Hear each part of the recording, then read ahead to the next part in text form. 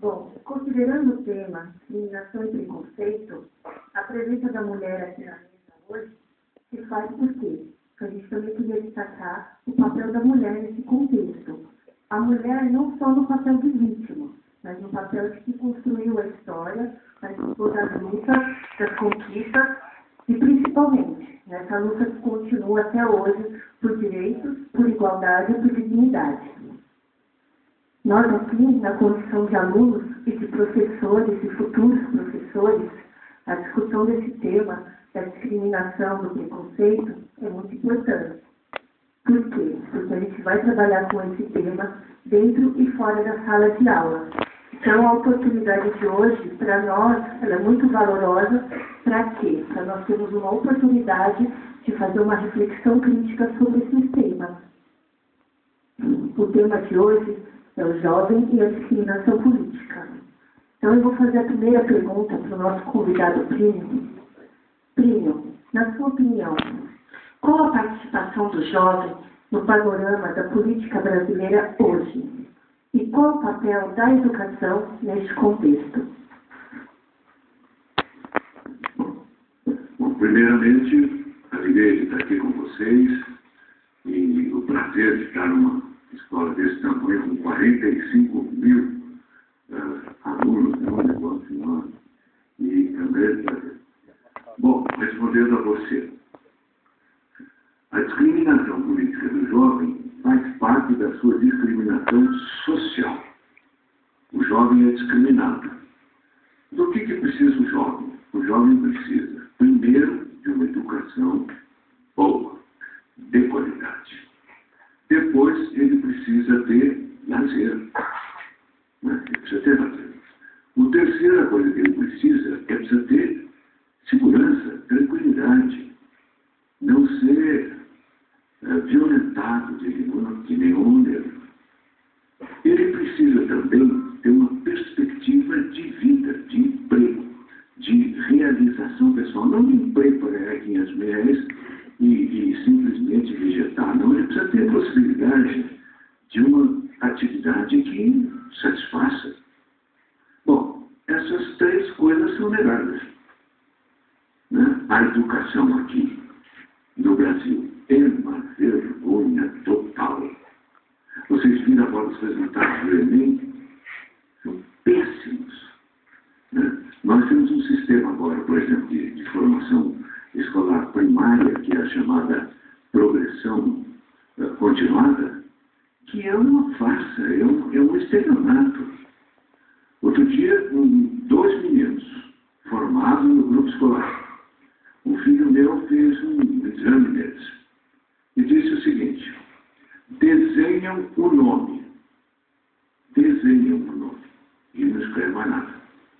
E soletram as letras de um livro. Não entendem o que estão vendo.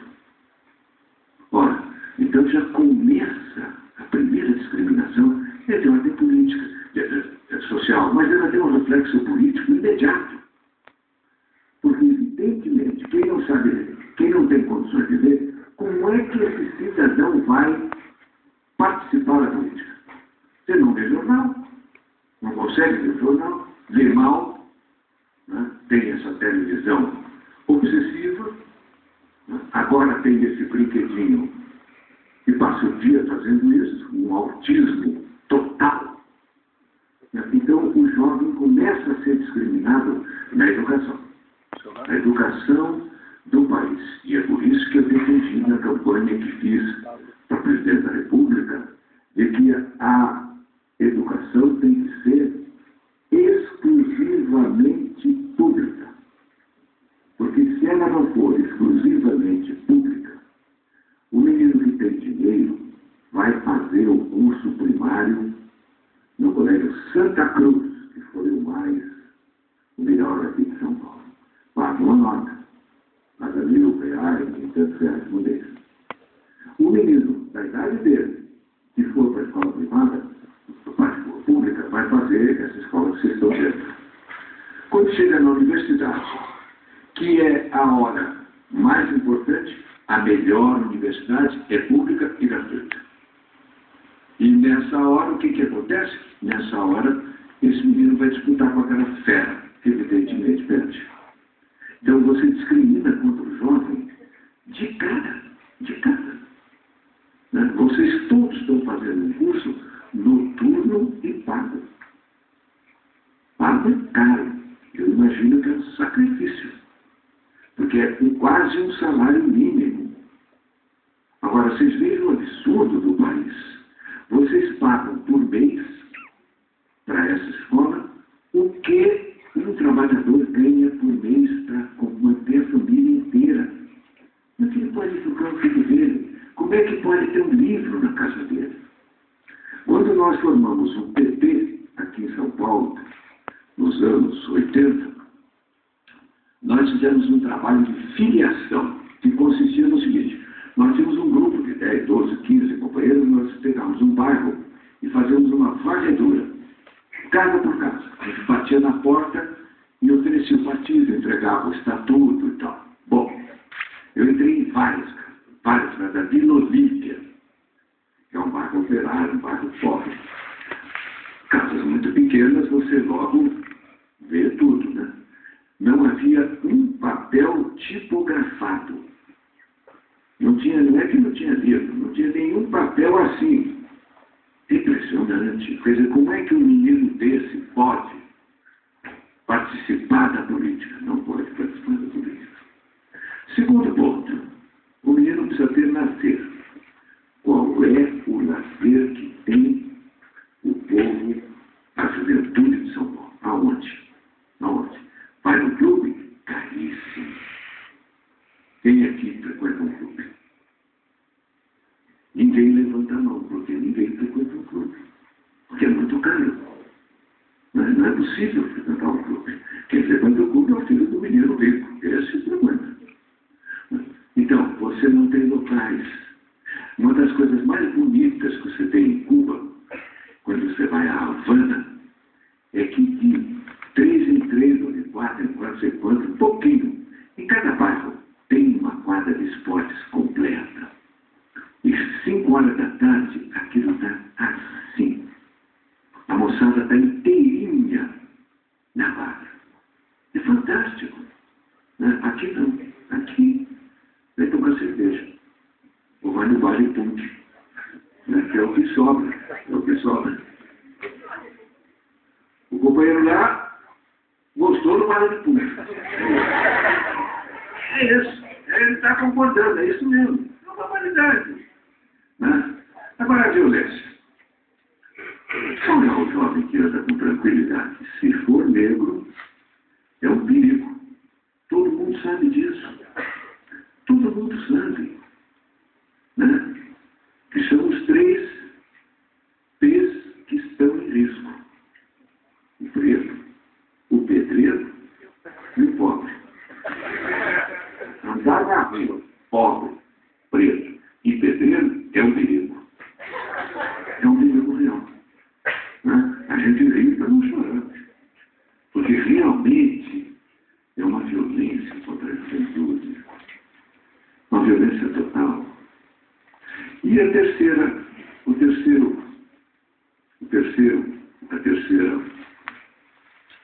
posição é uma perspectiva de vida, perspectiva de emprego, perspectiva de um trabalho razoável, bem remunerado, que permita a você ter uma vida saudável. Pois bem, quero dizer a vocês, quando eu estudei na Faculdade de Direito, nunca me passou pela cabeça que eu não ia ter um emprego. Tinha certeza que era sair e tinha um lugar para mim. Um lugar que eu escolhesse. Ainda podia escolher. Eu podia escolher ser advogado, ser juiz, ser promotor, ser delegado, o que eu quisesse. Ser professor da faculdade. Né? Agora eu noto o seguinte, com os meus netos. Uma preocupação do menino no primeiro ano, ele já está preocupadíssimo de conseguir um emprego. Ele aceita trabalhar de graça para ter fazer um estágio em alguma empresa, em algum escritório de advocacia, em algum lugar. Ele quer fazer um estágio para ver se ele consegue depois ter um emprego. Não, isso perturba a participação política, porque a pessoa fica tão absorvida no seu próprio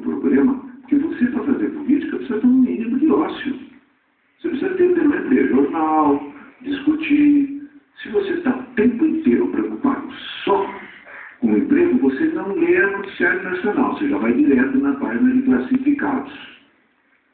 Né? Então, realmente, eu acho, respondo a você, a política, o jovem é discriminado no Brasil e essa é uma das coisas que nós precisamos superar. Nós precisamos superar. E a maneira básica de superar é educação pública, gratuita, de qualidade exclusiva. Não pode ter essa aqui, por exemplo, seria desapropriada. Entendeu? E todo mundo aqui estudava de grátis.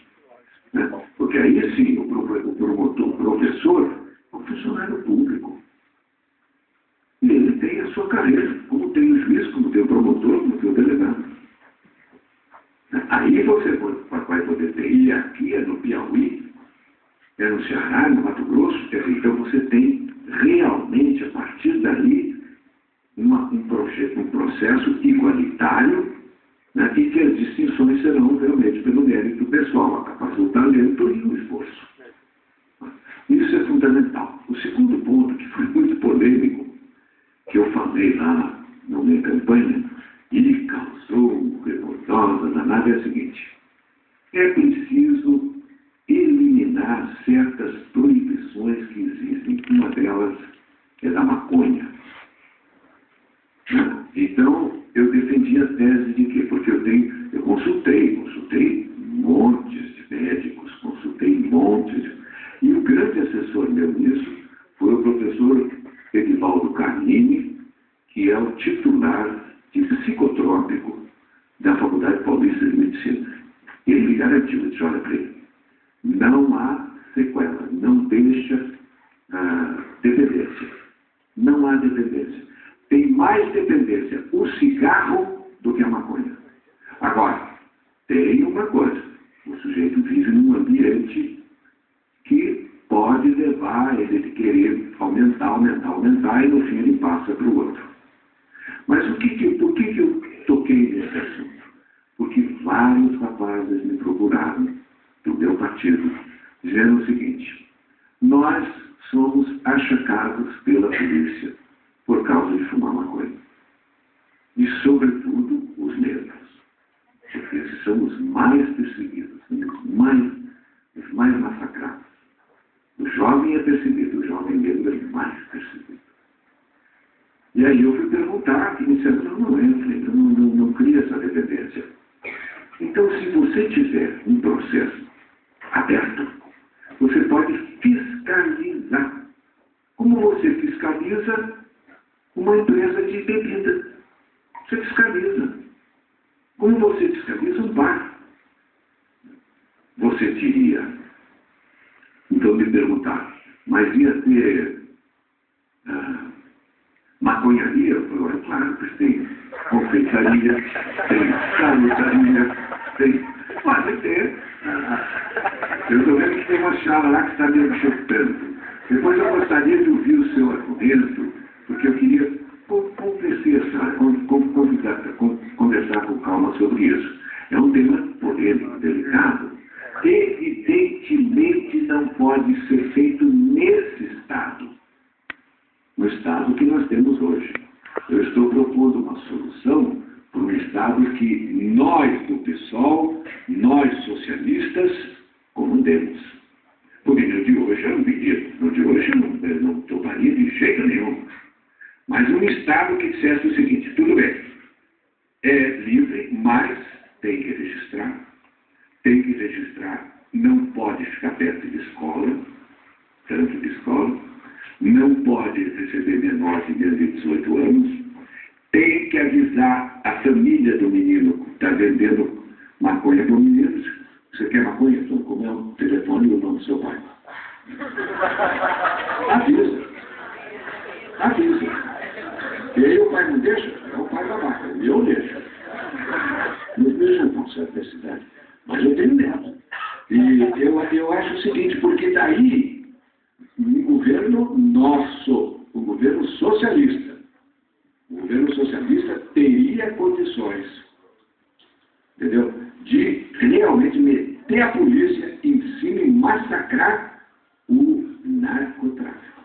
O tráfico aí do narcótico químico. Porque esta é uma empresa capitalista de altíssimo lucro. Altíssimo lucro.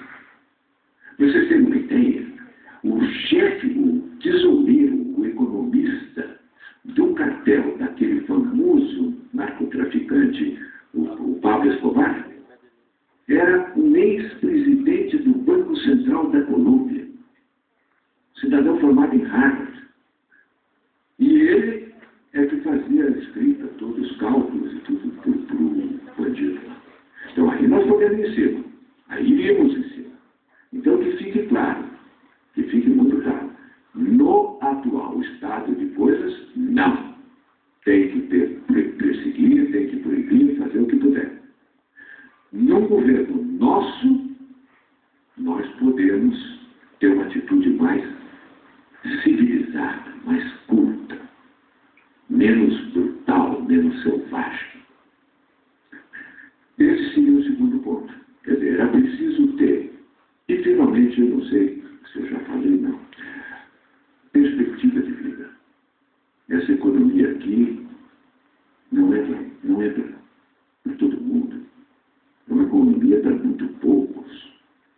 Muito poucos têm uma fortuna brutal. 100 mil cidadãos, detentores de títulos públicos do governo, recebem por mês mais do que 43% da população. É um absurdo. Se você somar o que recebe 43% da população, 43% da população brasileira é mais ou menos o que? Estamos chegando aos 200 mil, não estamos? Estamos chegando. São 80 milhões de pessoas. Em poucos países da América Latina, não, nenhum deles tem. Isso aí são vários países da América Latina. O que todos eles ganham equivale ao que 100 mil brasileiros ricos ganham emprestando para o governo. Não está certo. Não está absolutamente certo. E é isso que nós temos que lutar. Essas são as bandeiras que eu tenho procurado levantar junto com o meu partido, o PSOL. Professor Paulo, repetindo a pergunta para o senhor, qual a participação dos jovens no panorama da política brasileira hoje e qual o papel da educação nesse contexto?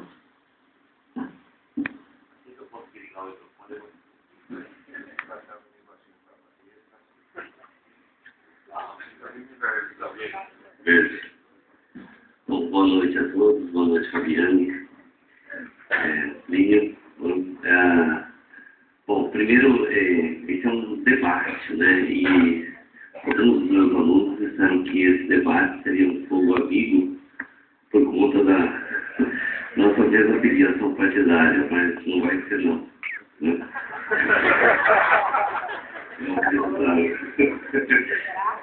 Bem,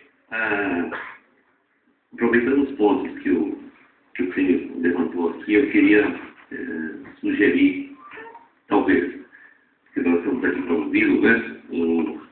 Fazer umas provocações em torno do tema que ele levantou. Primeiramente, tendo em vista, né, como pano de fundo, o jovem e a discriminação política, há um hoje deputado estadual pelo PT, Simão Pedro Piovete, que foi militante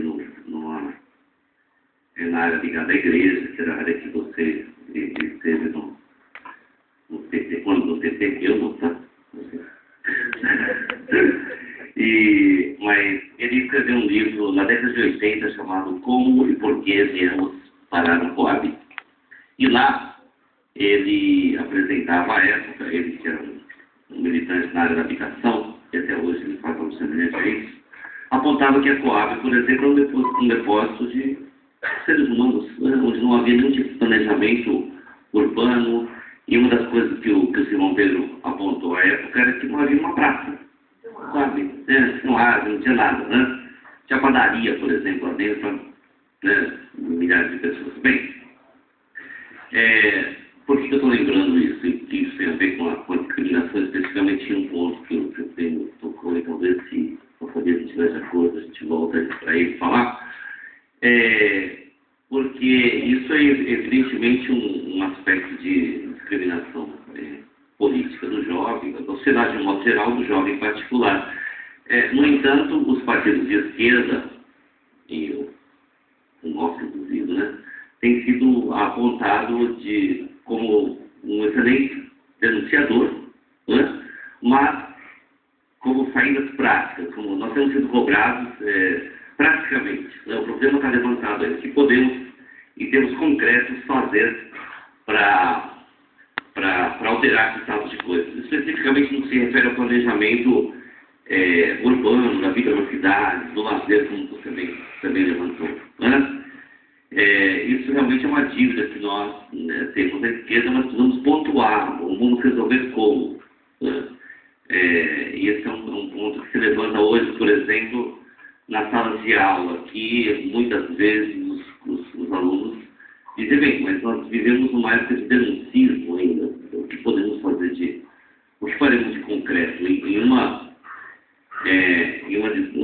das reuniões de planejamento de campanha, alguém disse, bem, mas eu não quero entender a economia do Brasil, os números da economia internacional, eu não quero entender porque essa é a lógica do sistema que aí está. Eu quero transformar o sistema. Né? Então, a minha provocação vai nesse sentido. A mim me parece que nós temos sido ótimos denunciadores, mas nós temos falhado na pontuação de como superar essa discriminação. E, pegando um segundo ponto que diz respeito à educação, claro que nós somos concordantes e penso que a extensa maioria dessa história também de que a educação de qualidade deve ser gratuita e que nós somos vítimas de um processo que culmina, você falou da indústria da droga, mas na indústria da educação, né? Que lucra, tentamos fazer uma conta lá fora, não conseguimos, né? Que lucra muito com isso. Bem, tá bem. E aí o governo federal, e esse é um dilema para nós, o curso de Ciências Sociais, debater, apresenta soluções, ou melhor, apresenta caminhos. Né? E um caminho que tem sido decantado hoje tem sido o ProUni. Né? E nós sabemos que os partidos de esquerda têm se pronunciado contra o ProUni, você em particular o fez, né? Bem, como resistir à sedução desse caminho apontado ao menos como uma quimera de solução no ensino superior? O ProUni que estende, e aqui é possível tenhamos beneficiários do ProUni, então temos que falar de maneira, né, bastante real. Como nós podemos reagir ou resistir a essa solução apresentada pelo governo, que é uma solução se de um lado, por exemplo, eu digo, olha, a educação precisa ser de qualidade, eu não ofereço, e o jovem não tem acesso ao ensino universitário, aí eu tenho um pacote chamado ProUni que, em 3%, diz, bom, agora todos podem ir na universidade. E como que nós vamos responder a isso? Né? Isso é fogo amigo, uma provocação, não sei, mas acho que é sua. Olha, você fez duas questões. Primeiro, o que nós podemos fazer de prático em relação à educação? Nós condições de não ter escola, não temos condição de suprir a deficiência do governo. É impossível. É impossível. Aí nós temos que ser mesmo denunciadores, não temos outro. O que nós apresentamos de prático? Uma proposta claríssima. Né? A saída real é a exclusividade da educação pública. Desapropria-se só aqui, paga o cidadão o que ele fez aqui, esse negócio todo dele, né? E vira uma escola pública. Essa é a providência prática que nós podemos fazer e fazer um proselitismo em torno disso. Não é? Mas nós não temos condições, como partido, de fazer. A segunda colocação é uma colocação difícil para nós. Difícil. Eu não creio que o nosso partido tenha qualquer condição de vitória a curto prazo. De jeito nenhum. Nós vamos ter que trabalhar aí 10, 20, 30 anos para conseguir que a população entenda a nossa mensagem e seja capaz de nos apoiar. No primeiro momento é praticamente impossível. Quando eu fui candidato, eu tinha absoluta certeza de que não ganhava a eleição. Absoluta certeza. Porque você imagine o que o dono desse negócio aqui pode dar de dinheiro para um candidato contra mim. Não é loucura. O nosso partido de dinheiro. Basta dizer o seguinte, eu não pude ir ao Amazonas porque nós não tínhamos dinheiro para pagar passagem de avião. Não tinha dinheiro. Eu não tinha dinheiro. O dinheiro que eu usei foi para a gasolina do carro para levar. Né? E a vaquinha que fazia o companheiro, vem aqui para o Rio de Janeiro, fazer uma vaquinha, vem aqui para o Recife, a vaquinha, vendia docinho de coisa em rifa, nem no inferno, para conseguir o dinheirinho para chegar lá, entendeu? Bom, portanto eu sabia que não. E eu fiz o discurso que eu usei nessa campanha, foi o discurso que eu sugeri ao Lula em 1998. Em 1998, o Lula, numa viagem que nós fazíamos de avião para Porto, uma cidade no Espírito Santo, nós fomos lá, porque havia um júri acusando o Zé Rainha de ter matado uma pessoa. E tinha lá um advogado dele, não tinha nada com isso. Nós fomos só para dar um apoio moral para o companheiro, não ficar sozinho lá e tal. E então fomos, não tinha maiores. E no trajeto eu disse ao Lula, ele disse, olha, eu estou achando que eu não vou ser candidato dessa vez.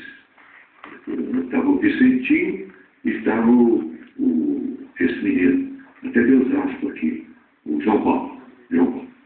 Aí os dois disseram, como? Que eu já fui candidato 3 vezes, eu perco mais uma, eu fico com fama de perdedor. E segundo, eu estou fechando o lugar. Você pode querer ser candidato, o Tarso Genro já disse que quer ser candidato, o Suplicy já até disputou comigo uma prévia. Eu estou segurando o lugar, não está certo. Olha, Lula, isso que você está falando é uma bobagem total, porque você é a única figura pública deste partido. Todo diretório do PT, que fotografia que tem a minha, não, tem a sua. Toda campanha, todo projeto bom na Constituinte, projeto popular, que tem apoio de povo, a gente fazia e você assinava para que a glória fosse para você. Toda vez que tinha que falar para você que falava. Então você é a única figura pública. Você imagina me soltar agora uma pessoa que ninguém conhece, salvo no meio político, ninguém conhece. Então, você tem que ser tentado. Agora você não vai ganhar. Você não vai ganhar por motivos óbvios. E se ganhar, você não leva. Porque eu fui assessor, companheiro, base do João Goulart. Eu vi como é que a direita faz. A direita não deixa. O problema que nós temos, não deixa mesmo. Você nem toma posse. Se tomar, não leva. Ele ficou muito impressionado e disse, eu falei, olha, você não precisa ser burro de chegar na televisão e dizer o seguinte, meus amigos, sou candidato para perder. Não. Você vai dizer vai fazer uma proposta que você sabe que a massa não está preparada para ouvir. Ela não vai entender, não vai votar em você. Mas ela vai ficar agora retida na memória. Vai ficar na memória lá atrás. A hora que os fatos começarem a confirmar o que você fala, o que você disse, nessa hora a adesão é total. E citei 2 exemplos que vou citar para vocês aqui. O primeiro exemplo é o general de Gaulle.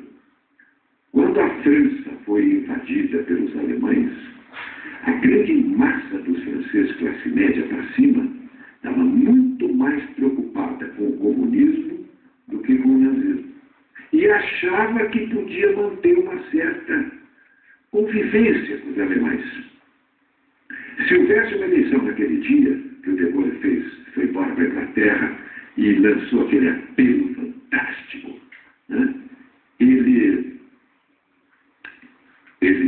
Depois eu vou dizer uma coisa bem prática de educação para todo mundo. Ele perderia a eleição. Mas bastou o alemão chegar lá e ficar 1 ano lá, 2 anos lá, para o francês perceber que falou uma bobagem, fez uma bobagem tremenda e que a única pessoa era o De Gaulle. Quando terminou o De Gaulle. E por outro lado, o Churchill na Inglaterra, em 1933, o Churchill foi à Alemanha fazer uma visita, viu o Hitler tinha acabado de subir ao poder, falou: nossa, esse homem vem em cima de nós mesmo. Chegou na Inglaterra assustado, foi para o parlamento e disse: olha, precisamos nos armar, porque ele está rearmando a Alemanha e ele vem contra nós. Aí, imagine vocês, falar nisso em 1933, no auge da crise de 29, no auge. A última coisa que o inglês queria ouvir é aumentar imposto para comprar canhão. Ele não queria ouvir falar nisso nem a pau. Bom, ele perdeu o lugar dele como ministro das Finanças, que ele era. Ele perdeu a posição do primeiro. Vocês já viram na televisão que o parlamento inglês é uma mesa, fica o governo desse lado, a oposição desse lado, tem uma primeira bancada e depois vai indo para trás, não é isso? Os cobrões estão vindo da frente. À medida que você vai indo para trás, você tem mais dificuldade para falar, enfim, você já é um meio subdeputado. E o coitadinho do Churchill perdeu o lugar e foi indo para trás. Quando chegou na última bancada lá atrás, ele falou: bom, estou perdendo tempo aqui, foi para o castelo dele e mandou arrumar lá o castelo dele e ficou esperando. Bom, 33, 34, 35, 36, 37, 38, em 39, o Hitler fez todas. Era evidente que ele ia invadir a Inglaterra. Mas o que aconteceu? Aconteceu que o Chamberlain foi negociar com ele e voltou ridicularizado, entregou o cargo, não tinha condição. Só havia uma pessoa na Inglaterra em condições de comandar a resistência. E ele conta no livro dele que ele ficou na casa dele, do lado do telefone. Porque ele disse: o rei vai me chamar. E não deu outro. 15 minutos depois o rei chamou, ele foi e comandou. Então, Lula, você tem novo, você tem 50 anos, você pode esperar 10, 20 anos, 30 anos, eu estou com 80, e estou cedo. Então, de modo que você pode esperar. Entendeu? Bom, o Lula ficou nervosíssimo e fez uma reunião dos companheiros dele lá. Companheiros que tinham 50 caras que eram muito chegados daquele Instituto da Cidadania que ele tem fora do PT, que é um Instituto B, o que já é um absurdo, né? Ele já tem o partido dele dentro do partido do outro. Aí ele reuniu. No dia eu não pude ir, porque eu era dos 50. Pediu ao Pleninho que fosse, meu filho. O Pleninho, depois me telefonou e disse: ô pai, a tua proposta apanhou que nem vaca na horta. Diz que a mais histérica era a Marta Suplicy, que ela dizia: isso é besteira do filho.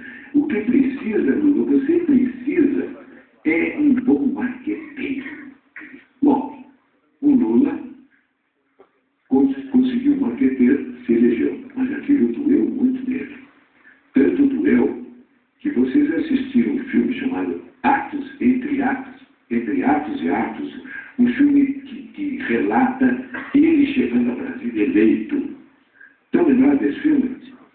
É um documentário em que aparece o Lula, o pessoal do staff dele, tudo descendo em Brasília, e alguém pergunta para ele: o Lula, como é que você se dá com os intelectuais, esse partido intelectual aí?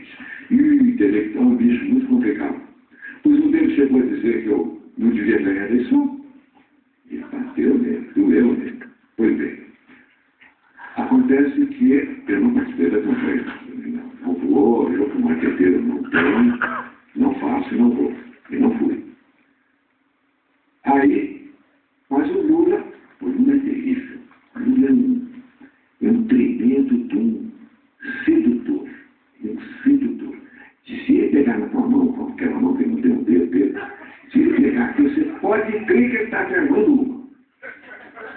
Meu querido, deram assim, esperar que ele está relevante. Pois bem, mas ele é um sedutor. E ele, então, me telefonou.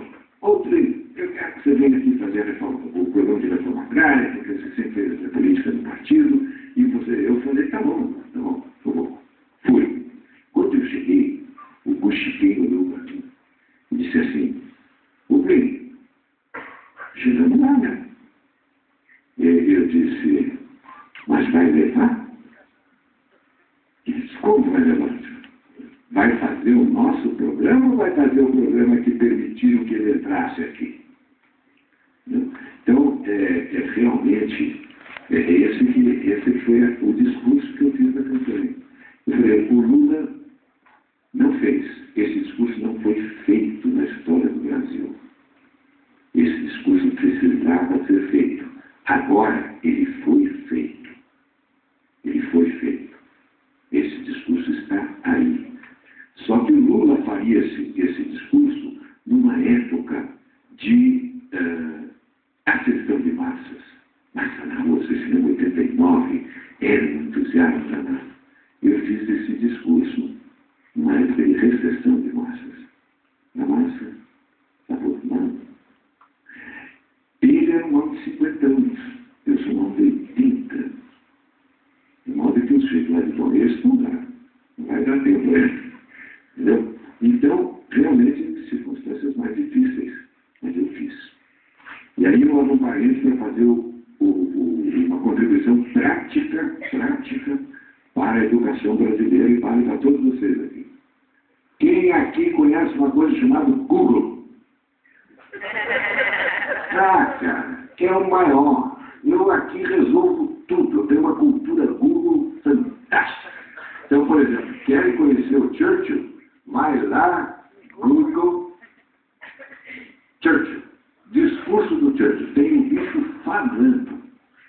Impressionante. Não só tem 10 notícias sobre ele, tem tal fotografia, mas tem o bicho falando. Hoje eu assisti na televisão francesa uma coisa muito bonita sobre aquele rei da Bélgica chamado Baudouin. É um rei muito bacana. Bom, a Marieta discute com a Marieta, não, foi tamanho, tem que isso, foi no Google. Tem tudo do cara, o cara casando, o cara, tudo. Então vocês devem ir no Google. É uma contribuição prática do pessoal para a educação. Vamos lá. Peguem esse discurso do Churchill, peguem o discurso do De Gaulle, entendeu? Porque é uma coisa maluca esse nosso descaso da educação. Outro dia eu estava falando para uma plateia e tinha mais ou menos umas 50 pessoas, todas entre 25, 30, 40, 50, 40 anos. 40. Todos líderes dos pequenos agricultores. Eram o movimento dos pequenos agricultores. Eu estava falando e falei o seguinte, porque no segundo Getúlio, ele já veio de outra maneira. Eu vi a cara da turma e falei, aqui ninguém sabe quem é o Getúlio. Eu dei uma parada e falei, vamos fazer uma coisa? Quem conhece, quem sabe quem é o Getúlio, levanta a mão. Levantaram 4. O resto não sabia da existência do Getúlio Vargas. É inacreditável. Pois bem, outro dia eu estava com um chofer, um motorista de táxi, e perguntei para ele, ô Nilo, você conhece alguma avenida ou alguma praça importante chamada Getúlio Vargas? Porque é uma ingratidão. São Paulo tinha que ter um enorme monumento para o Getúlio Vargas. Porque se o Getúlio Vargas não tivesse queimado o café para manter preço no café, a fazendeirada paulista não ficava com. Ia entregar a terra inteira, que era o que o Aston Luiz falou. Você disse, não consegue pagar? Entrega, ué. O Getúlio não. Queimou café, manteve o preço, segurou. Além do que, fez a moratória. Disse, não, dívida de fazendeiro não paga. Até ele fazer o reajuste. Bom, além disso, ele fez a legislação trabalhista, sem o que São Paulo não se industrializaria. Naquela desordem, era impossível industrializar, era impossível ter padrões para uniformar o comportamento econômico. Então, São Paulo deve muito a ele. Aí ele virou para mim e disse: mas não, doutor, eu acho que tem. Ah, tem? Onde que tem? Aquele que está numa estátua a cavalo ali, perto dos Campos Elíseos, não é o Getúlio Vargas? Aí eu percebi que ele não sabia quem era o Getúlio e não sabia quem era o Duque de Caxias. Entendeu? Então eu quero dizer a vocês, esse é o povo que nós temos. É o ProUni. Impossível. Como é que eu vou ser contra o ProUni? Eu sou contra o ProUni. O que é o ProUni? O que é o ProUni? ProUni tem jeito, o ProUni aqui. O ProUni é um jeito de passar dinheiro para a escola privada. É só isso. Só isso e nada mais. É um jeito de passar. Agora, para quem recebe, é uma maravilha mesmo. É como a Bolsa Família. Não resolve nada. Mas para quem não tem, precisa cuidado para falar. Eu, na campanha, ataquei a Bolsa Família, mas com muito cuidado, para não ofender a pessoa. Na primeira apresentação, eu falei esmola, depois me chamaram de Sarapinha, nem esmola fala, porque quem vai, corta você. E é verdade, é verdade. Mas de modo que o ProUni, eu acho o ProUni um desastre. Um desastre. Mas para quem recebe, é formidável. O que mais que eu responderia? Eu assisti essas duas. Eu respondi as duas. Mas que eu estou bem, estou pronto. Plínio, a nossa próxima pergunta vai abordar esse cenário da política brasileira que faz com que o jovem não se identifique. Aí eu vou citar aqui a frase, que é assim: nas favelas, no Senado, sujeira para todo lado. Ninguém respeita a Constituição, mas todos acreditam no futuro da nação. Que país é esse? Esse é um cenário que não permite que o jovem se identifique com a política e os fatores que o afastam deste processo? Essa frase está muito errada. Essa frase completamente errada. Sujeira não é na favela, não tem sujeira nenhuma.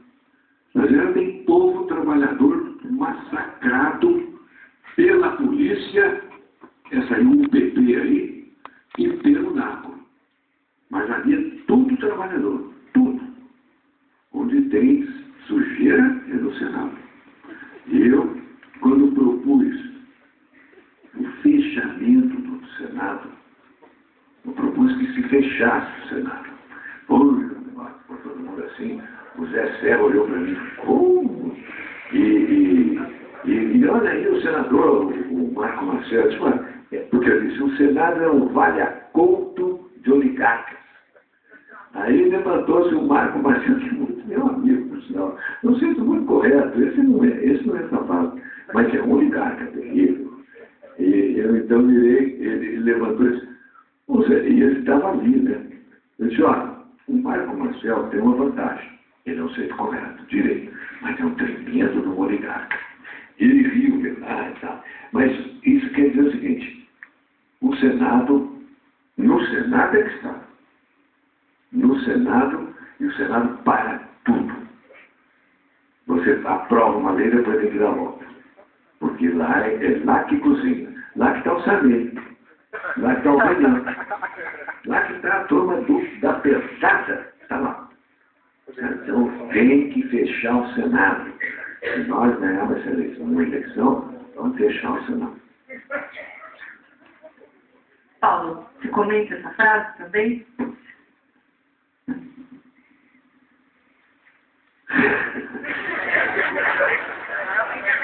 Eu vou ficar aqui. Bom, eu acho que isso faz parte um pouco do desencanto que o jovem, o cidadão, de modo geral, tem com a política institucional.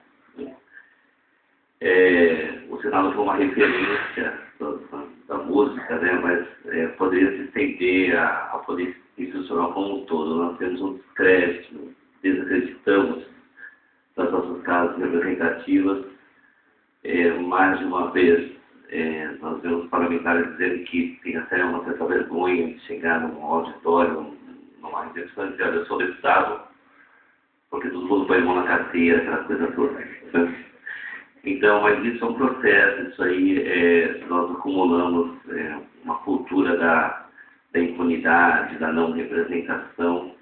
Agora, isso passa por um elemento muito pontual na nossa formação política que diz respeito ao preparo para a atividade política. Não muito tempo atrás, mas isso era frequente nos partidos de esquerda, pelo menos até um bom tempo, e é frequente em alguns ainda, em partidos de esquerda, a formação do militante. Né? Por quê? Porque a política é vista como um negócio. Né? Bom, na minha disciplina, que é filosofia, nós discutimos a política como ideal ético na cidade grega, na polis, que era, antes de mais nada, uma vocação para a vida na pluralidade. Né? A ideia de polis é a ideia do plural, do ser mais de um, portanto, de viver em torno da defesa do interesse público. O interesse público se perdeu na esfera do domínio privado. Então, hoje você tem grupos que defendem interesses específicos, você tem grupo do lobby da educação, do lobby das terras, enfim, do agronegócio, dos industriais. Você tem industrial hoje que defende de maneira socialista a redução do pagamento da conta de luz. Então, isso aqui é uma maravilha, mas numa perspectiva mais pontual, a mim me parece que nós carecemos de uma formação. Né? Por quê? Porque a política virou negócio. E tudo que vira negócio se perde na sua objetividade. Né? A educação vira negócio. E até o amor, quando vira negócio, o nome que dá isso é prostituição. Acho que é isso que nós vivemos um pouco na política. Mas olha, professor, aqui eu acho que vergonha de ser deputado tem que ter mesmo, mas tem que ter vergonha de ser da burguesia. Difícil é ser da burguesia. Eu outro dia vinha com o Sem Terra, numa ocupação que fizeram, não fui ajudar, e ele me trouxe de Egito. E no trajeto, eu perguntei para ele, como é que seu pai fazia? Ele disse, meu pai plantava em tal lugar, ele disse, depois fomos lá, ele contou a vida dele. Aí ele se sentiu na obrigação moral de fazer uma pergunta para mim, e o seu pai, o que fazia? E eu, candidamente, disse que meu pai era juiz. E ele disse, uma cara, se eu dissesse que meu pai era um proxeneta, eu acho que eu não teria tido tanto escândalo. E ele levou um susto, aí ele ficou com dó de mim e disse assim, pô, Breno, a gente nunca pensa no que nasce, né? Você já pensou? Agora, pense bem esse judiciário. É de classe. É de classe. Quando vem um latifundiário lá e pedir despejo, o bicho dá o despejo sem olhar para nada. Para nada. Quando é um coitadinho de um réu que roubou uma porcaria, é uma pena violentíssima. Eu fui tirar da cadeia um preso sem terra, um homem de 60 anos, que estava preso porque fez parte de um grupo que, para protestar, atacou um posto de pedágio. E quebraram lá a vidraça, uma porcaria, uma vidracinha, quebraram. Dando a coisa pública. Cadeia. Estava naquela cadeia de Pinheiros, Federal de Pinheiros, que é uma sucursal do inferno. Sucursal do inferno. Vocês têm uma ideia, eu fui lá tirar ele. Porque ele tinha direito garantido pela lei de, como é que é? Esse que passa o dia e de noite dorme na prisão aberta. Aí eu fui lá, cheguei na porta, falei com o delegado, ele disse, porque mais complicado, eu quero falar com ele. E eu falei, mas não, é perigoso, o senhor não deve ouvir e tal. Eu falei, não, senhor, eu sou advogado, eu tenho direito, senhor, desculpa, mas eu vou entrar e vou falar com ele. O senhor traga ele aqui. Se não posso, doutor, trazer ele aqui eu não posso pelo seguinte, porque se hoje à noite nós fizermos alguma batida contra a fuga, ele está morto no dia seguinte, porque acho que foi ele que disse. Já pensou? Eu falei, então eu vou lá. Já não. Isso é uma loucura. Não, senhor, eu vou lá, não vai acontecer nada, eu sou advogado. E ele, mas ele tem o senhor lá de defesa, me manda lá. Bom, ele botou um soldado com metralhadorinha, aquelas pequenininhas, para ir comigo. O soldado foi com uma raiva, coitada da minha mãe, porque eu percebi que ele estava. E eu fui ainda mesmo.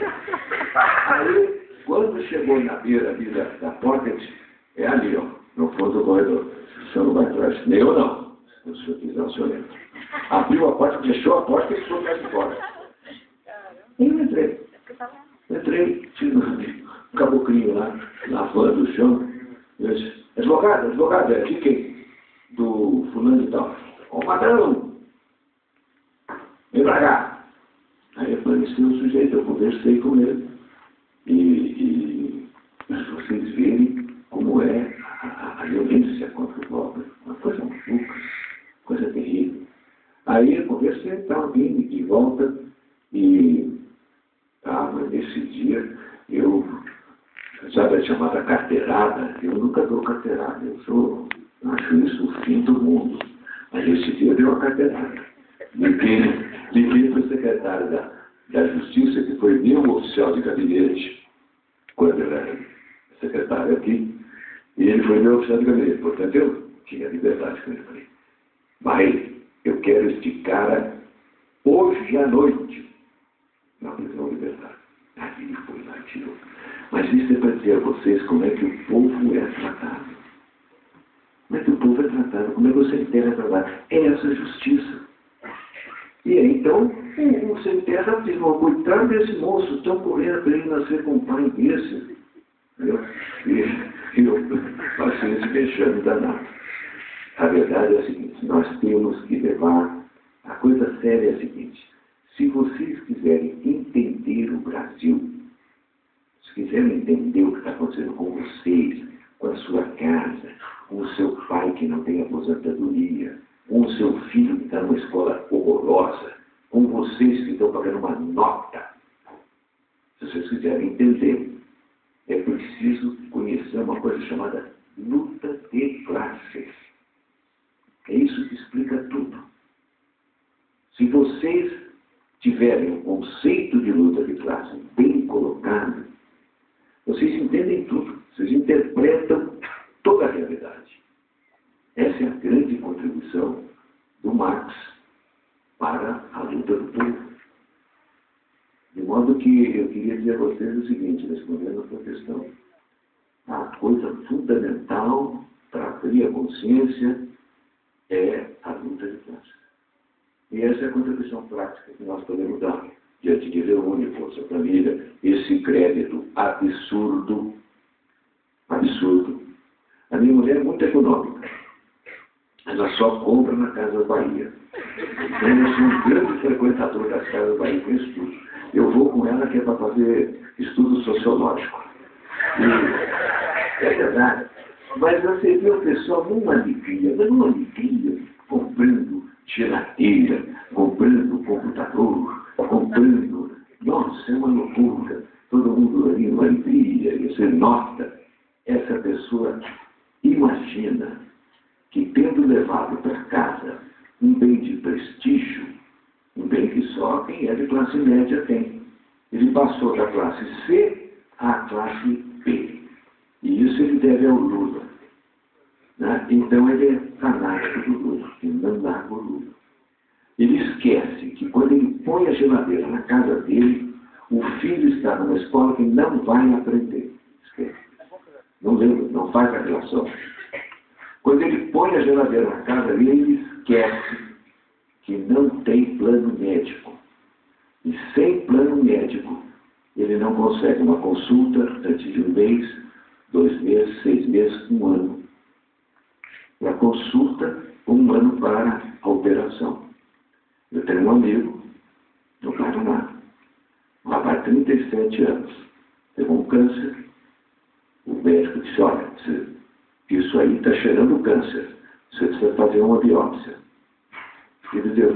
Ele pediu em dezembro, marcaram para julho, ele morreu antes. Então, esse é o drama que nós temos, porque o povo age por Lula. O Lula não tem nada que ver com isso, gente, mas nada. Tem, depois eu digo o que tem, mas isso está acontecendo por uma razão muito simples. Há uma crise econômica mundial. Nós temos uma crise econômica no mundo inteiro. Né? Essa crise gera para os grandes capitais, as grandes empresas estrangeiras, os grandes investidores, os Jorge Soros da vida, que tem uma grana preta. E esses caras não têm onde investir na sua economia, porque ela está paralisada. Ela está em recessão. Então eles ficam desesperados. Como é que faz com esse dinheiro na mão e não tem onde valorizar esse dinheiro, onde ter lucro em cima dele?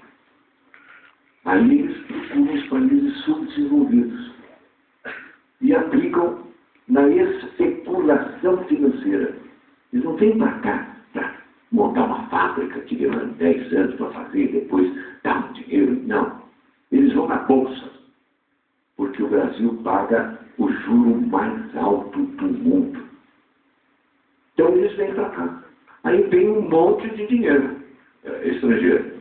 A tranquilidade cambial permite ao Lula fazer essa besteira do consumismo desenfreado e sem base.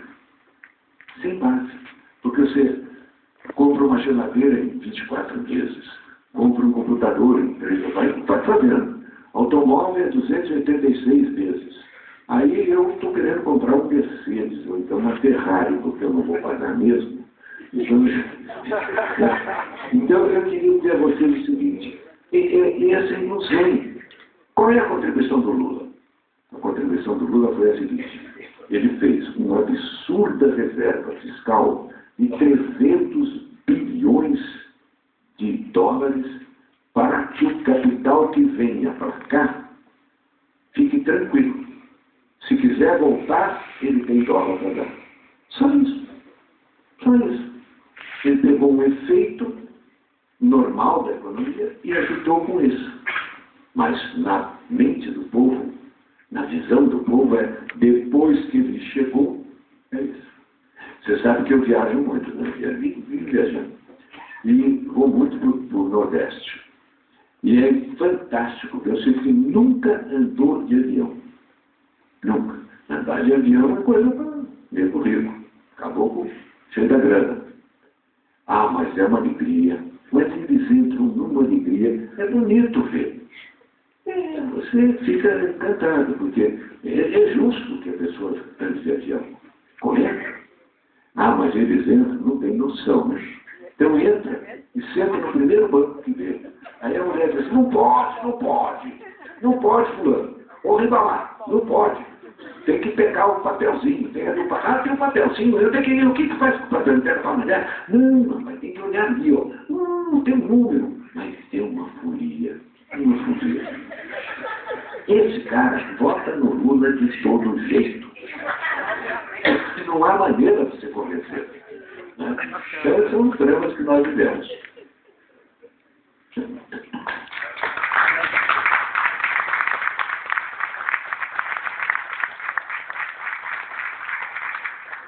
Bom, gente, para finalizar, a gente vai fazer a nossa última pergunta, Plínio, com base no seu último livro, Por que Participar da Política? Nesse livro, você faz um questionamento central. O que perdemos por nos desinteressar da política e o que ganhamos procurando entendê-la? Você pode falar para a gente? Sou um cara tão desorganizado que eu não trouxe o livro para vender aqui. Custa 10 reais. 10 reais. É um baratinho para boa. E é um livrinho pequenininho, fácil de ler. Eu fiz exatamente para o homem não politizado. Esse é um livro Esse foi um livro acadêmico, não nenhuma pretensão nenhuma nesse campo. Eu fiz esse livrinho para exatamente mostrar isso. Porque tem muita gente que política é coisa suja, de gente suja. E eu não quero sujar a mão. Bom, você não vai. Você está ajudando quem? Está ajudando o político sério ou está ajudando o político malandro? O malandro. Porque o malandro vai dar dinheiro para um sujeito, né, e vai conseguir aqueles votinhos. E você não tem um voto para neutralizar aquele voto da clientela.